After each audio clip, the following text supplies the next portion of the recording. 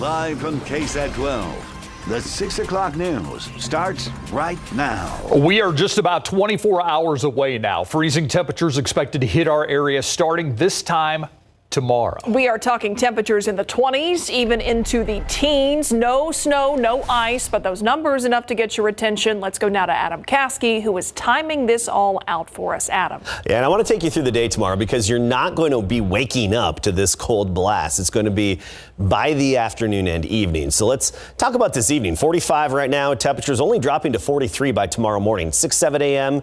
Another round of fog. More of the same. By the noon hour, turning mild. 60 degrees here in town at noon. By 1 o'clock, we're at 62. But then just a few hours later, by 3 o'clock, we're at 42 degrees. So a swift, quick temperature drop. We're talking a good 20 to 30 degree drop in just a few hours. And by 6 o'clock tomorrow evening, I'm anticipating us to be at the freezing point, 32 degrees. So yes, we'll start the day rather mild and some would say warm for this time of year, but then the cold air comes by 2 o'clock and you're really going to feel it. That leads us to the mornings. Friday morning down to 18. Saturday morning, 18 degrees. That's Christmas Eve. Christmas Day, we're starting off at 20, but at least the afternoons will be above freezing. Now, you look at the cold air right now, temperatures teens to 20s below zero up in the Dakotas and Montana. All right, we'll time that out for you across our area and talk more about the afternoon temperatures in just a bit. All right. Thank you, Adam.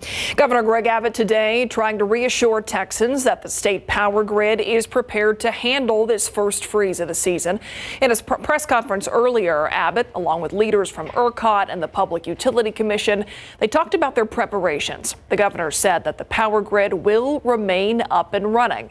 Some areas of Texas are expecting wind chills below zero over the next couple of days. The Public Utility Commission chairman also giving an update on the current power situation. We have more power available than ever before. We've got more backup fuel above and beyond the new reforms and regulations that have been put in place. Additional efforts have been made for this specific winter weather event. Governor Abbott said that enough staff would also be available to keep the power flowing despite it being Christmas weekend, and that assistance will be available to anyone in the state who needs it. The city of San Antonio also taking steps to help people who don't have shelter have a place to go stay warm during the upcoming cold spell, or maybe you don't have a heat source. Well, 7 warming centers will open Thursday afternoon at 3. Anyone going to the center should take clothes, supplies, any medication you might need. There will also be kennels available at Normoil, Southside Lions, and Garza centers. We also have this information on our website, KSAT.com. San Antonio Water Systems is reminding customers to be ready for the temperature drop. They are asking customers to protect their pipes and faucets. You can find foam insulation and faucet protectors at the hardware store, but even if you just wrap pipes with rags or newspaper, that's going to help. Saws also has tutorials on how to turn your water off at the meter in case your pipes do freeze. Everybody will be affected in some way by this, so ranchers are gearing up to protect their livestock from the upcoming cold snap. Yeah, Camelia Juarez spoke to a Seguin rancher who says it can be costly to lose a calf to the cold. And there's a little baby nursing up there. Seguin rancher Jim Colvin says calves are born in the winter. Calving season is where you make your money.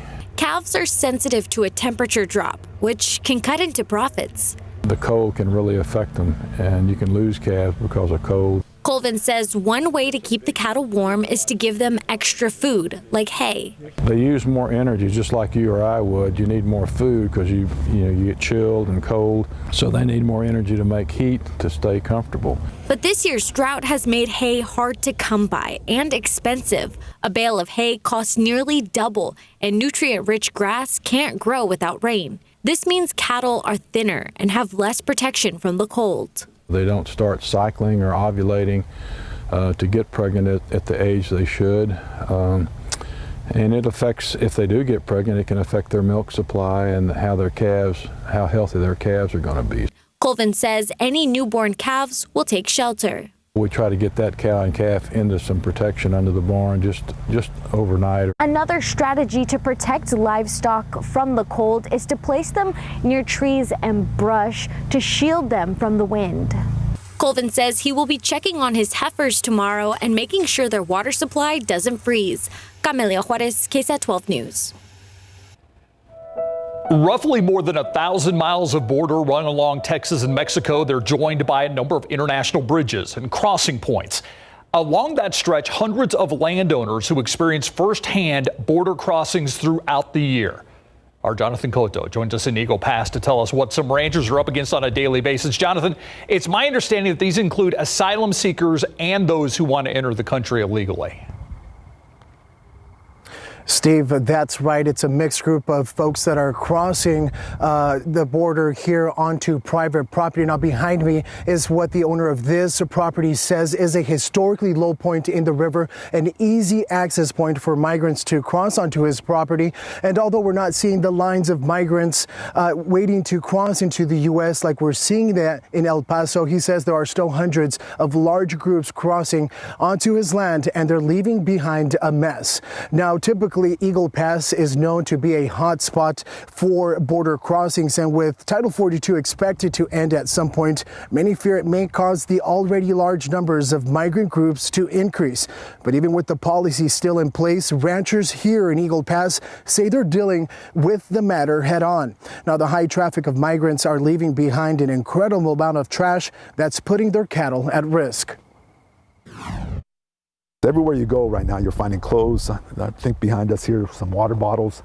I've caught my cows eating the caps like from Gatorades. You know, they're chewing it like bubble gum and they spit it. Well, you don't see them do it. You see them all chewed up where they're chewing it and they spit it on the ground.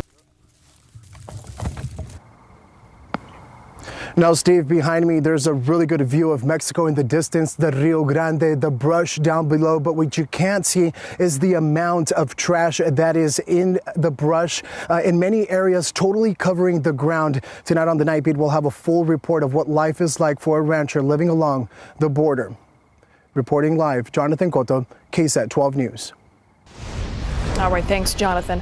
San Antonio police are searching for a motorcyclist who shot at a group of women leaving a bar. The shooting happened just before midnight last night at Two Rivers Tavern, that's on O'Connor Road.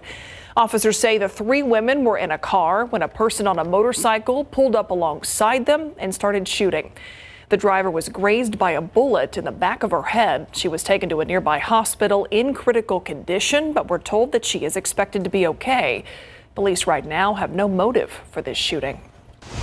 A Canyon Lake teacher now facing charges for an alleged inappropriate relationship with a 15-year-old student. Court records show 38-year-old Devin Hooper booked into the Comal County Jail on a charge of improper relationship between educator and student.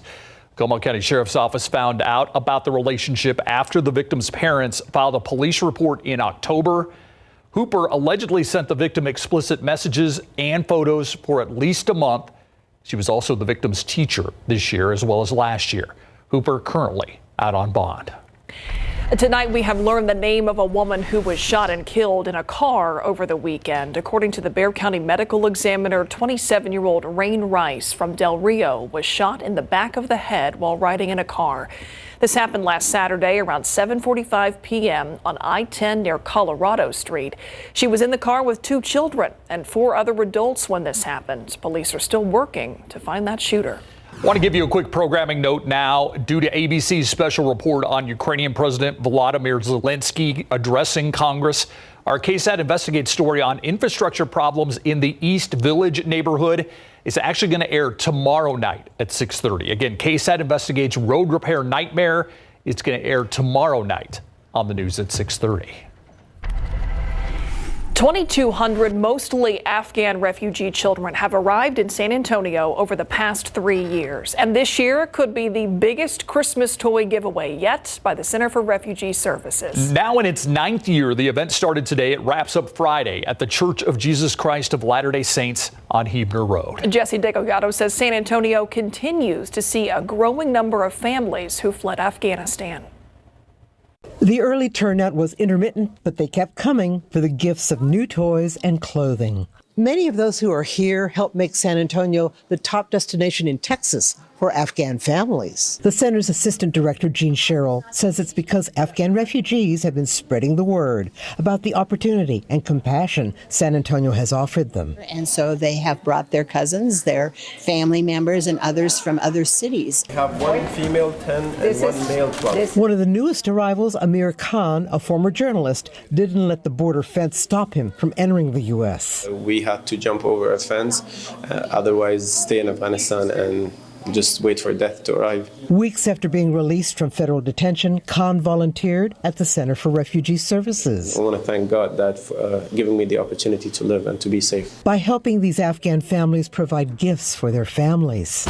Says yes, they love it from their heart. Coming from nothing, you realize that even a pair of socks is a happiness. It's like a dream, basically. I can see the smiles on their faces and how happy they are. They feel very blessed. One of its former recipients certainly did, which is why she says she's now volunteering. Treat people good and give others the kindness you had. Jesse Degollado, KSAT 12 News. Give others the kindness you had. Like that message. All right. Not so crazy about this. You can see I-10 at Hackberry. It's smooth going in one direction. The other direction, it's slowing down at this hour. There was a major traffic tie-up on 281 near the quarry. That is cleared. This is just normal traffic, I think. We don't have any major traffic tie-ups to tell you about. All right, there is nothing fishy about this next story. After the break, hear from a local angler about how she reeled in a big one on a local lake.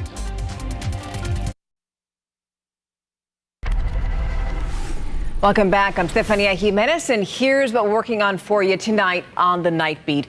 Waiting, watching, and wondering. People along North New Braunfels Street say that they want construction to just wrap up. The issue the city says you can't see, that's holding up work. Plus, we'll put them on cots in offices, in classroom spaces, anywhere we can find room. protecting those with no place to go. Shelters around San Antonio are preparing for an increase in demand, but you can do something to help those in need. We'll talk about that. Also, the steps CPS Energy says it's taking now to make sure that everybody stays warm. Those stories and a lot more tonight on The Night Beat. Thank you, Stephanie. I'll see you then. Now to the catch of the day.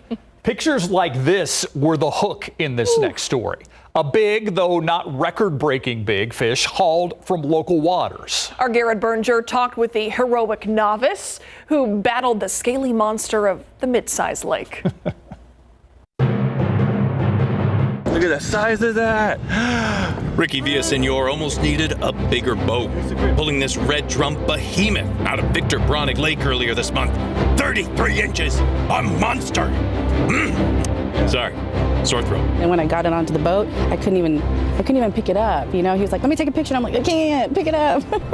Every legendary sea creature requires a name, and since Kraken was taken, Villasenor went with Phil. We'll call him Phil with an F. Villasenor hooked mighty Phil well out on Bronick Lake with her friend and fishing guide Anthony Soler. On average, what I catch there, 27 to 28 inch would be considered big. That's considerably larger and a heck of a bite for sure. Not a fisherman myself, but I know those you are going to want to know what she used. So it was a rattlesnake lure, Rattle trap, 20-pound braided hair, and 30-pound Yosemite leader. Yozuri. That stuff. Fellow fishermen today cast a respectful eye upon a photo of her catch. Oh, wow, that thing's massive. Ooh, man, when was that? Including Mark Garza, who pulled out what he said was his personal best from the lake, right in front of us. The 24 inches. But there have been bigger catches than Villasenor's 33-incher, as recently as Tuesday, according to Garza's fishing app. This one is 35. And the lake record is 40 inches. Still, it's a catch to be proud of. It's my record-breaking fish. It's my personal record. And one she enjoyed in the form of fish tacos. We got home, filleted him, cooked him, and he was in our bellies. The noblest of ends for a noble aquatic monster like Phil. Garrett Berger, KSAT 12 News. The drama. Yeah. Oh, the drama. A lot of drama there. By the way, I like the name Phil since he did become fish fillets, so yep. Makes look like some sense. good tacos too. Yeah. Meanwhile, as we take a look at North Star Mall, looks very busy there. Oh, yeah. A lot of people are probably trying to shop now before the really cold weather comes in tomorrow. And that's why you and I are waiting, right? Because nobody will be out shopping. Yeah, exactly. Yeah, see, it's all planned out. That's it? Yeah. That's it. Okay. There is a method to our madness. There is. We knew this was coming, so we could just plan it around the crowds. Yeah, of course. Perfect. I want to get, perfect, huh? I've never heard a more sarcastic perfect in my life. That was a good perfect. Perfect. With the eye roll. Perfect. Yeah.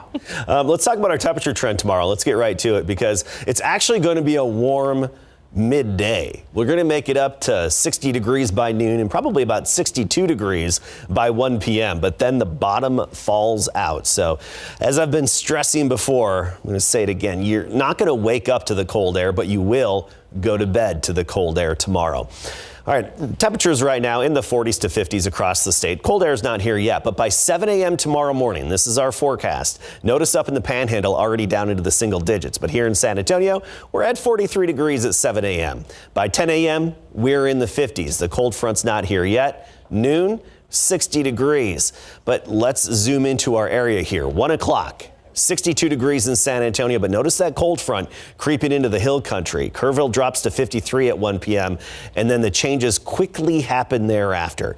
3 o'clock, parts of the hill country getting down to near freezing. Here in San Antonio, 3 p.m., we're at 42 degrees. But if you're south of town, Carrizo Springs, Crystal City, Cotulla, even Pleasanton, 3 p.m., you're still in the 60s. So south of Highway 90 at 3 p.m. tomorrow, will still be mild, but locally in San Antonio, temperatures will be falling off after 1 p.m. And then I do think in town here by 6 o'clock, we'll have temperatures at freezing, 32 degrees. Then they just continue to tumble thereafter. And that sets the stage for morning temperatures in the upper teens for most of us. 19 Hondo, 19 Del Rio Friday morning. Again, this is Friday morning, not tomorrow morning. Gonzales is even 17 degrees. I think in San Antonio about 18, but you get into parts of the hill country, cooler as usual. Comfort 14 along with Bandera. Rio Medina, a Friday morning temperature of 15. By Friday afternoon, we do get above freezing, but just barely. I mean, we're talking about 34 to 35 degrees here in San Antonio. South side, maybe up to 36. So, yes, above freezing, but just barely. And parts of the hill country will probably stay at and slightly below freezing. Bulverde, Bernie, Comfort included. Likely to maybe hit 32 Friday afternoon as a high temperature. That would be it. High temperatures thereafter do warm up a bit. Saturday, we're at 40. By Sunday, Christmas Day, we're up to 50 degrees for the afternoon high. And keep in mind, we're going to have a lot of sunshine throughout this time period, and that helps a lot when it comes to mitigating any, freeze issues when it comes to pipes and whatnot. It can really help having that full sun shining down on us. But it's going to get windy. You don't notice the wind now. It's out of the south. Anywhere from 1 to 8 miles per hour, basically, calm in some locations. But let's go through our futurecast in terms of wind. Noon tomorrow, a few gusts. These are just the highest gusts, the highest puffs of wind out there, up to 15 miles per hour. But then we get to 3 p.m. behind the front. We're already gusting to 35 miles per hour. Tomorrow evening, wind gusts up to 45 miles per hour. This is 7 p.m. tomorrow. Helotes, a 46 mile per hour gust. Poteet gusting to 45 miles per hour. So not a good day for the inflatables, for the Christmas decorations out there. When it comes to the feels like temperature, it's this lower kind of pink bar graph here. Notice the feels like temperature tomorrow evening at this time will be dipping down into the teens periodically. And then Friday morning, we'll have some wind chills at times dropping down into the single digits. Travel's going to be fine. Roads just dry. No snow, no ice, no rain, a lot of sunshine, and afternoons, of course, above freezing. That's what we're looking at. So looking ahead here, we're back to 60 degrees as we get into next week by Tuesday. So here's this cold spell, especially some chilly mornings out there. It's been a while since we've seen purple on the temperatures graphic. Yeah. That seems cold. That means very cold. That means very cold. Yeah, okay. Extremely cold. All right, so there are a lot of happy kids, but also parents who now realize they don't have to pay for college. Yeah, that really helps out a lot for a lot of folks here. So it's National Early Signing Day, where they have the option to enroll in college early. One of those recruits headed to A&M out of Smithson Valley, and also the Longhorns land 3 number 1 recruits when we come back.